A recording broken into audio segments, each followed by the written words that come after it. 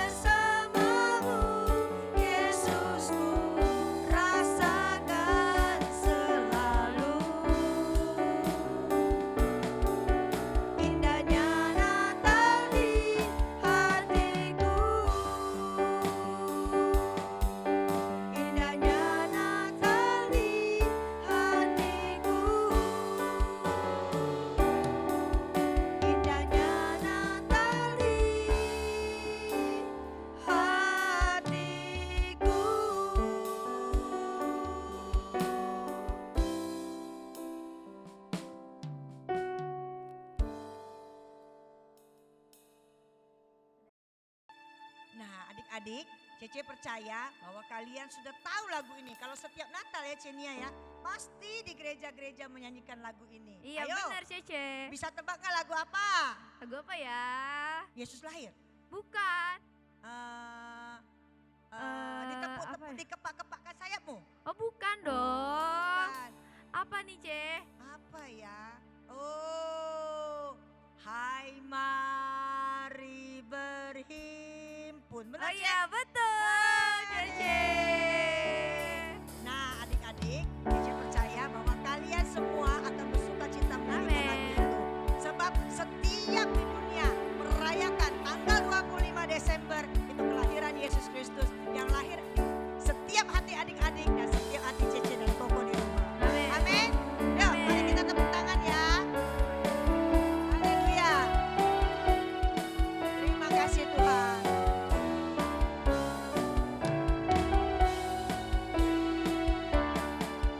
Hai mari berhimpun dan bersukaria, turut semua ke Betlehem.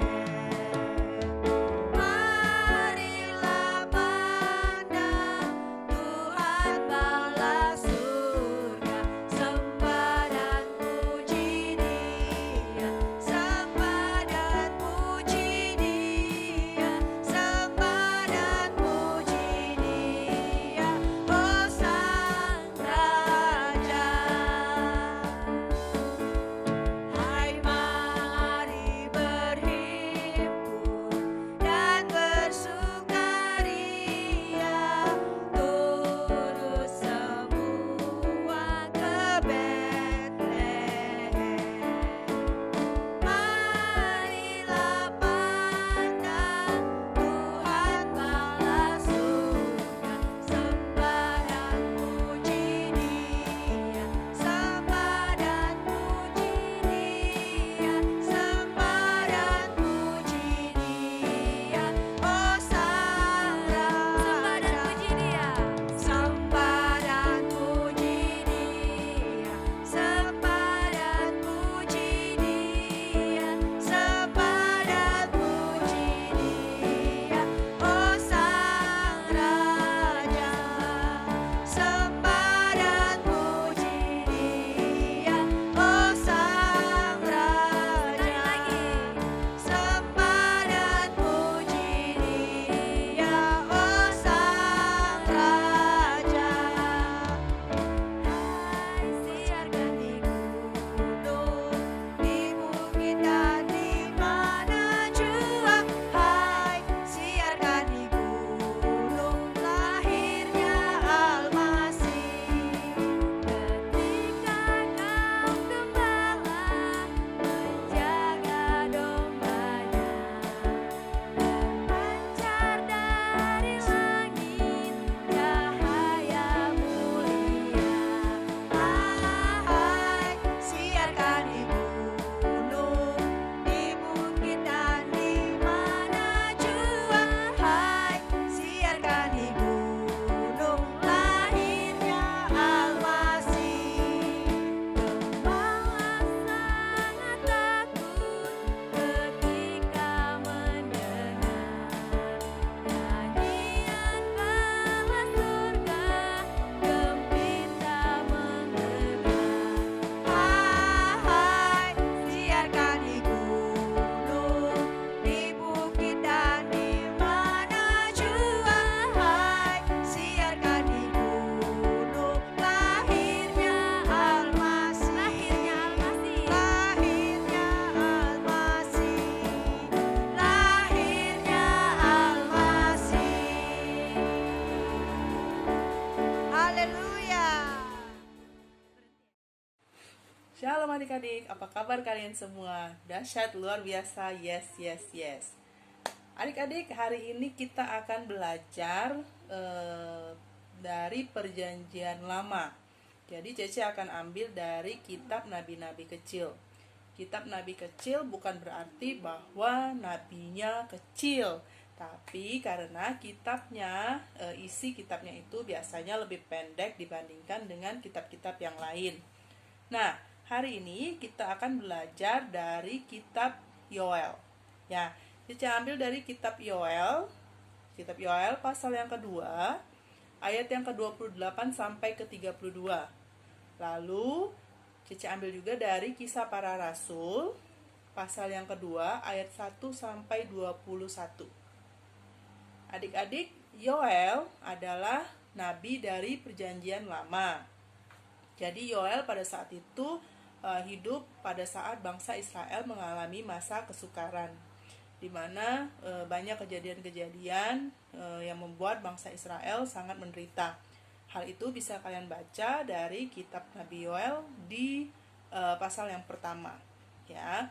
Tapi Nabi Yoel bukan hanya memandang dari kesusahan-kesusahan bangsa Israel, ya.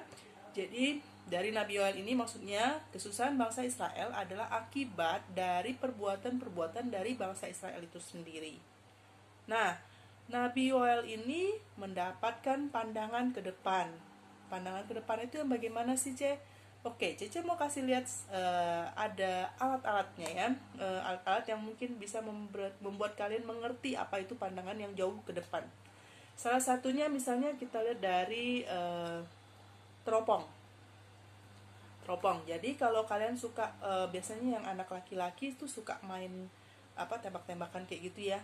Terus mereka suka teropong kayak gitu kan. Nah, teropongnya itu dengan bantuan teropong kita bisa melihat jauh ke depan gitu, ya. Jadi misalnya ada benda yang kecil di depan sana, karena pakai bantuan teropong kita bisa lihat benda itu lebih besar.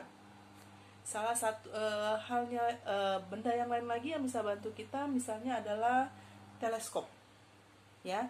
Teleskop itu saking majunya, saking pandainya manusia untuk membuat teleskop itu, jadi sekarang kita bisa lihat planet lain atau bintang baru atau benda-benda di langit yang baru kita bisa lihat dari bumi, ya. Dan dengan bantuan teleskop itu jadi benda-benda itu jadi lebih besar dan lebih kelihatan begitu, ya. Nah, jadi maksud Cece begini, kalau kita bisa melihat jauh ke depan dengan pandangan dengan bantuan-bantuan ini. Nah, Nabi Yoel itu punya kekhususan, Tuhan memberikan pandangan kepada Nabi Yoel tentang masa yang akan datang. Jadi Nabi Yoel diberitahukan bahwa pada masa yang akan datang. Nah, salah satu yang dikatakan di kitab Nabi Yoel adalah bisa kita baca di kitab Nabi Yoel juga di Yoel 2 ayat 28 sampai 32 ini, dan diulang lagi oleh Rasul Petrus di Kisah Para Rasul 2 ayat 17. Tulisannya, ya, akan terjadi pada hari-hari terakhir. Demikianlah firman Allah, bahwa aku akan mencurahkan rohku ke atas semua manusia. Cece ulangi, akan terjadi pada hari-hari terakhir, demikianlah firman Allah, bahwa aku akan mencurahkan rohku ke atas semua manusia. Nah, jadi adik-adik, Nabi Yoel sudah diberikan pandangan dari Allah bahwa pada hari-hari terakhir Tuhan akan mencurahkan rohnya kepada manusia. Jadi yang anak-anak bisa berkata-kata, bernubuat gitu, ya. Terus ada orang tua mendapatkan penglihatan, ada mimpi-mimpi dan seterusnya. Dan hal ini mungkin tidak terjadi di masa Nabi Yoel. Tapi kemudian apa yang diucapkan oleh Nabi Yoel itu terjadi pada zaman Yesus. Jadi pada saat Yesus sudah terangkat ke surga, kan murid-murid Tuhan Yesus berkumpul untuk menantikan kedatangan Roh Kudus seperti yang dijanjikan oleh Yesus, ya. Nah, pada saat itulah apa yang dikatakan oleh Nabi Yoel terjadi. Jadi pada hari itu biasa kita peringati sebagai hari Pentakosta. Jadi pada hari itu ada murid-murid yang berkumpul, terus datanglah berupa angin kencang. Lalu pada saat murid-murid itu sedang berdoa, ada lidah-lidah api di atas kepala mereka. Nah, lidah-lidah api ini Terus mereka semua itu berbicara dengan bahasa-bahasa yang baru. Bahasa-bahasa yang baru ini maksudnya begini, bahasa-bahasa yang mereka tidak pernah ucapkan, yang tidak pernah mereka katakan, terus mereka berbicara dalam bahasa-bahasa itu. Nah, akibat dari mereka berbicara dalam bahasa-bahasa itu, pada saat itu kan di Yerusalem sedang berkumpul dengan orang-orang dari segala negeri ya, berkumpul ke Yerusalem untuk sembahyang, untuk beribadah kepada Allah. Jadi dengan bahasa-bahasa ini orang-orang yang dari negara tempat-tempat lain itu, dari tempat-tempat yang jauh itu jadi mengerti. Mereka mengerti apa yang dikatakan oleh murid-murid Tuhan Yesus ini. Padahal murid-murid Tuhan Yesus ini sebelumnya tidak pernah berkata-kata dalam bahasa yang demikian. Nah, akibat dari perkataan-perkataan itu, pada saat itu, pada hari itu, 3.000 orang menjadi percaya kepada Tuhan Yesus. Ya, adik-adik, yang mau Cici sampaikan adalah bahwa Nabi Yoel sudah memberitahukan janji kedatangan Roh Kudus. Dan itu terlaksana pada zaman Petrus ya, pada hari Pentakosta. Nah, hal itu juga masih, jadi janji tentang Roh Kudus ini masih sampai dengan saat ini. Jadi adik-adik, bukan hanya untuk murid-murid Yesus pada zaman Yesus, tapi juga untuk kalian pada saat ini.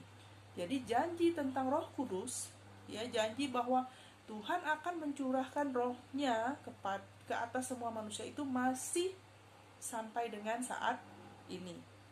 Jadi adik-adik, kalian bisa minta kepada Tuhan untuk Tuhan memberikan Roh Kudus kepada kalian.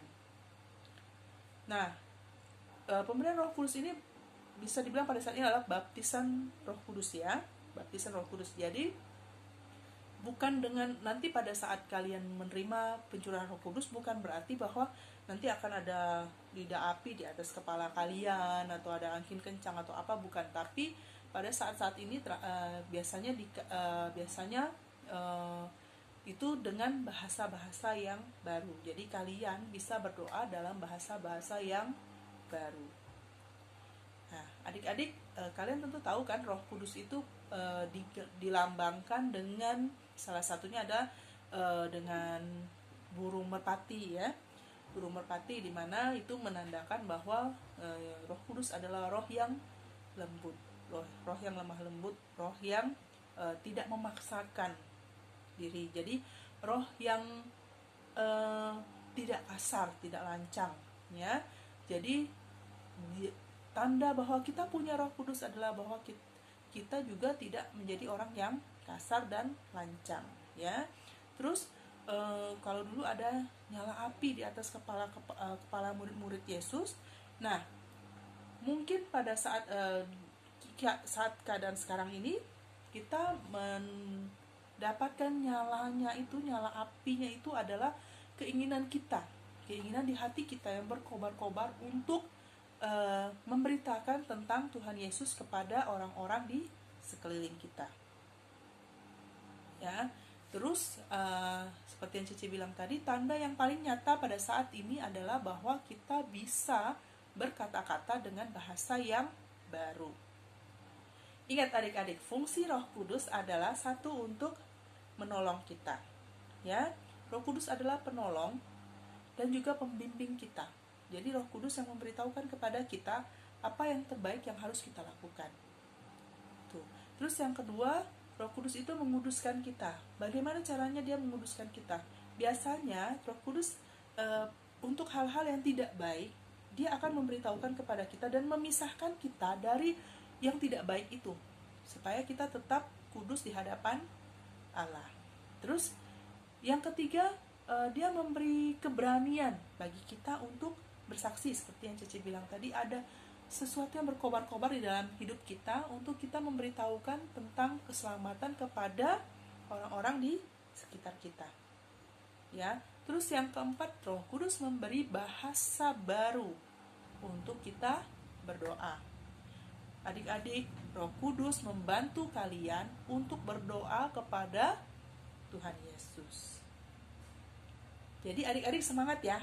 Kalian harus meminta supaya kalian juga menerima Roh Kudus. Tapi sebelum kalian meminta Roh Kudus dari Tuhan, yang pertama sekali yang harus dilakukan adalah bahwa kalian meminta ampun atas segala dosa dan kesalahan kalian dan menerima Tuhan Yesus sebagai juru selamat pribadi yang hidup. Setelah kalian menerima Tuhan Yesus, maka kalian juga bisa meminta kepada Tuhan Yesus untuk memberikan Roh Kudus kepada kalian. Ya, adik-adik bisa berdoa kepada Tuhan Yesus untuk meminta hal tersebut. Ingat selalu bahwa kita harus rajin untuk berdoa, rajin membaca Alkitab, terus melakukan firman Tuhan. Melakukan firman Tuhan biasanya seperti memberitakan firman Tuhan kepada teman-teman yang lain, dan itu dengan bantuan Roh Kudus maka kita akan mempunyai keberanian, kita akan lebih efektif dalam memberitakan keselamatan dari Tuhan Yesus. Oke, adik-adik, sampai di sini dulu pelajaran kita. Kalau ada hal-hal yang kalian kurang mengerti, kalian boleh tanyakan kepada Cece dan Koko pembina kalian, ya. Sampai di sini dulu. Sebelum kita tutup, mari kita berdoa. Tuhan, kami mengucap syukur karena kami boleh belajar mengenai firman-Mu, dan biarlah kiranya Tuhan janji Roh Kudus yang Engkau berikan kepada kami itu boleh kami terima. Terima kasih Tuhan Yesus, dan biarlah kiranya Roh-Mu terus menyala-nyala di dalam hidup kami untuk kami memberitakan tentang Engkau kepada orang-orang di sekeliling kami. Terima kasih Tuhan Yesus, di dalam nama Tuhan Yesus Kristus kami berdoa dan mengucap syukur. Haleluya, amin. Sampai ketemu lagi.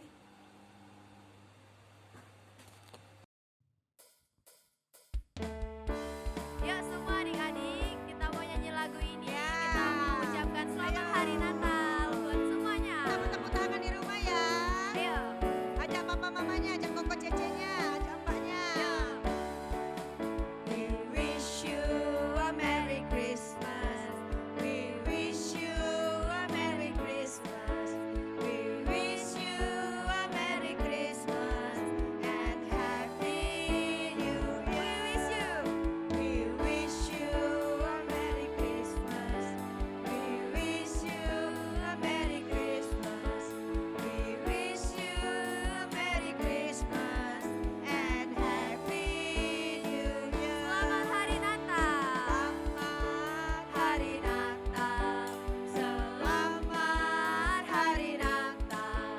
Selamat Hari Natal dan tahun baru. Lagi selamat hari Natal. Selamat Hari Natal. Selamat Hari Natal. Selamat Hari Natal. Dan Sekarang salam semua yang ada di rumah bilang we wish you. wish you a Merry Christmas. We wish you a Merry Christmas. We wish you a Merry Christmas and Happy New Year. We wish you. We wish you a Merry Christmas. We wish you a Merry Christmas. We wish you a Merry Christmas and Happy New Year. And happy. And Happy New Year. And Happy New Year.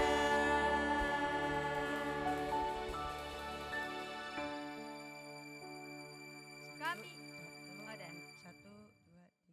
Kami dari Sekolah Minggu Maranatha mengucapkan Selamat Hari Natal dan Tahun Baru. Jesus bless you. Dadah.